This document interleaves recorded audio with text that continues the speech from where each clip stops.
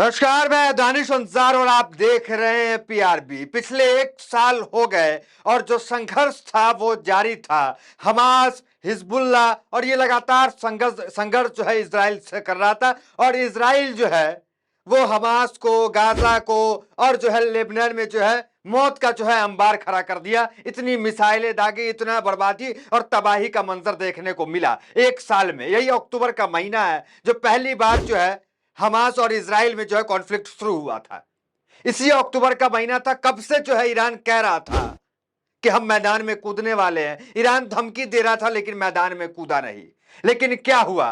Israel किस तरीके से, चाहे वो हिजबुल्लाह के चीफ हो, हमास के चीफ हो, इन सब का खात्मा कर दिया।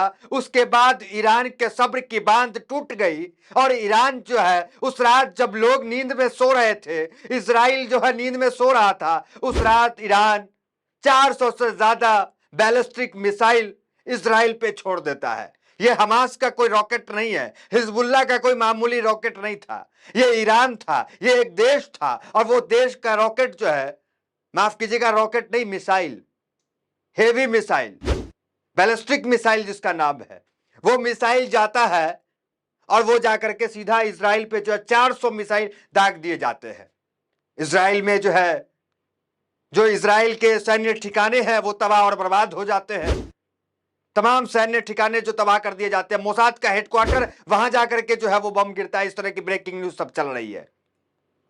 और जो इजराइल के नेतन्याहू हैं, नेतन्याहू जाकर के बंकर में घुस जाते हैं।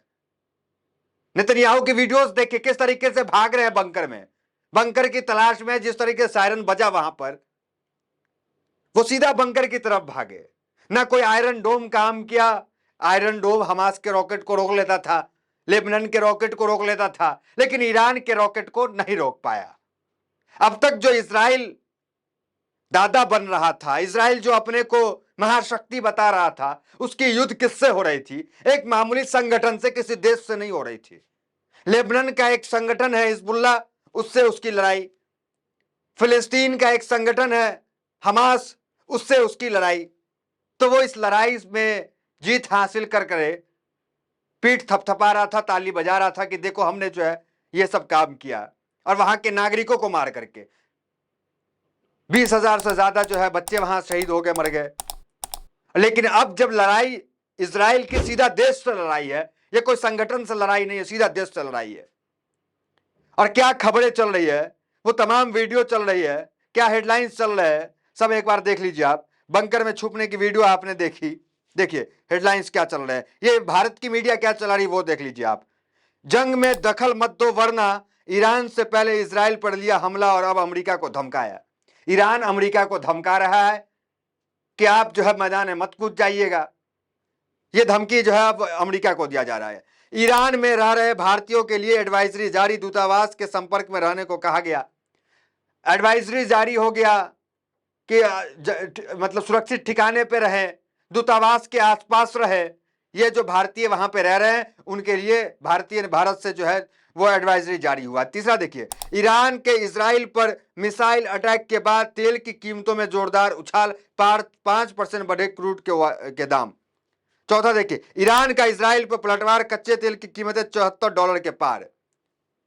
अब इस मामले पे क्या कह रहे हैं जो प्रोफेसर हैं, वो क्या कह रहे हैं, पत्रकार जो हैं जो वॉर कवर करते हैं वो क्या कह रहे हैं, उनका क्या मानना है? क्या ईरान सक्षम है? क्या ईरान इजराइल के सामने टिकेगा? और ईरान क्या सोच समझ के, किस तरीके से जो आयतुल्लाह खुमैनी है वो जब ये तैयारी कर रहे थे, पिछले एक साल से तैयारी चल रही थी कि किस तरीके से इजराइल पे हमला करना है, क्योंकि एक देश है, मामूली कोई संगठन नहीं है।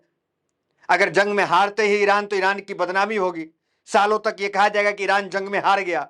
और ईरान जो परमाणु परीक्षण की तैयारी कर रहा था, उस जखीरों को जो है छुपा के रखे हुआ था। इस समय में ईरान का हमला करना, अब लोग कह रहे हैं कि परमाणु जो ठिकाना है वो अब नष्ट कर देगा, अब बहाना मिल गया है इसराइल को।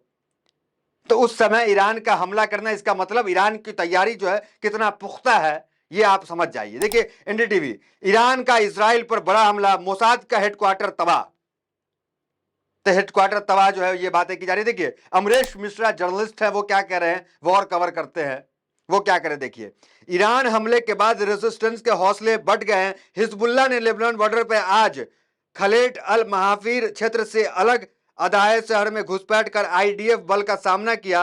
वे बल से उलझे और उन्हें पीछे हटने के लिए मजबूर किया। अब जब ईरान की मिसाइल इजराइल पे गिरी, उसके बाद हौसले जो है वो इजराइल के जो आर्मी है आईडीएफ, उसके हौसले कमजोर पड़ गए। वो आर्मी जो लेबनान के बॉर्डर के अंदर घुसी हुई थी, हिजबुल्लाह उन्हें खदेड़ करके बाहर जो है बॉर्डर के किया। तो हिजबुल्लाह को एक बल, एक ताकत मिल गई। देखिए ग्लोबल आइज न्यूज है, उन्होंने भी ये डाला है, Netanyahu is still in the bunker. घंटों बंकर के अंदर छुपे रहे नेतन्याहू। ईरान के हमले के वक्त घंटों जो है वो बंकर के अंदर नेतन्याहू छुपे रहे। क्या एडवाइजरी भारत की जारी हुई है, जो भारत के लोग वहां रह रहे वो देख लीजिए।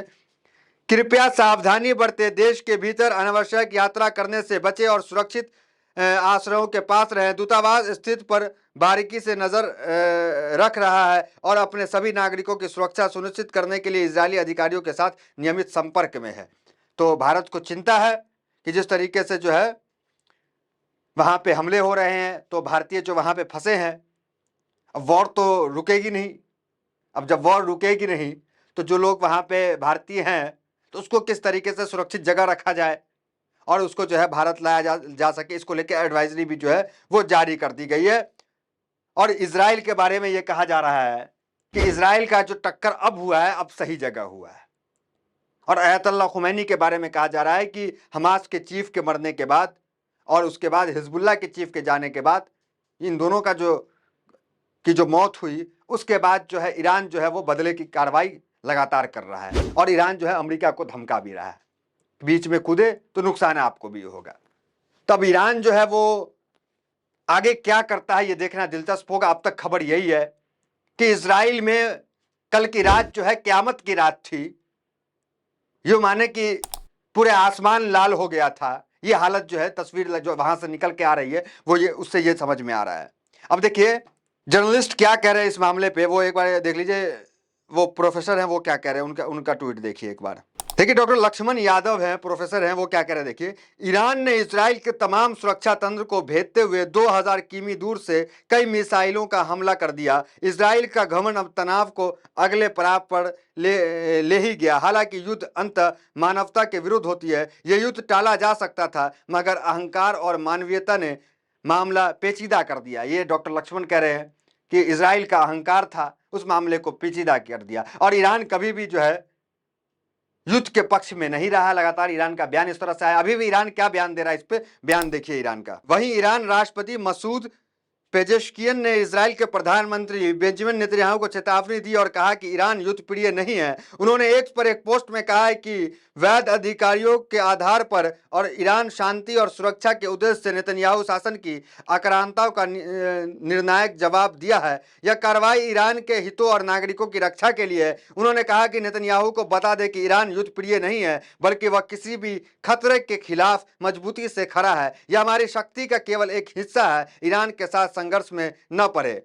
तो ये जो है ईरान कह रहा है कि हम युद्ध प्रिय नहीं है। लगातार इजराइल जो हमले कर रहा था, उसका ये जवाब था। ईरान की सुरक्षा के लिए, ईरान के नागरिकों की सुरक्षा के लिए ईरान ने जो है वो पलटवार किया है। ईरान कभी जो है युद्ध प्रिय नहीं है, ये कहना जो है ईरान का है। तो फिलहाल इस खबर में इतना ही। मिलता है अगली वीडियो से। हमारे साथ बहुत बहुत धन्यवाद।